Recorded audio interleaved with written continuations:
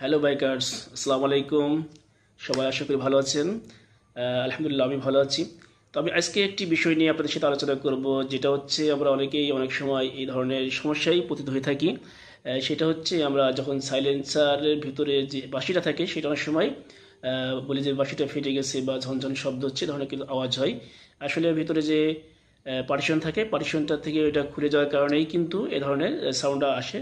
তো আসলে এটা খুব বড় ধরনের একটা সমস্যা না। আমরা অনেক সময় নতুন গাড়ি বা পুরাতন গাড়িতে এই ধরনের সমস্যাগুলো দেখে থাকি। এটা আসলে ঠিক করা যায়। আমি সেই একটা ভিডিও আপনাদেরকে দেখাবো।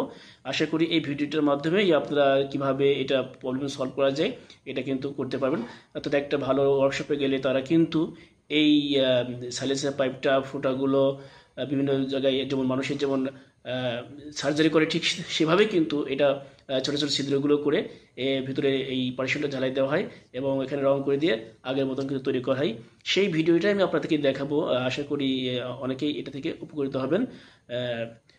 তো তবে চলুন দেখি আমরা এই ভিডিওটি দেখে আমরা কি আসলে বুঝতে পারি কিনা। তো চলুন, এবং সবাইকে ধন্যবাদ এই ভিডিওটা দেখার জন্য। Thank you.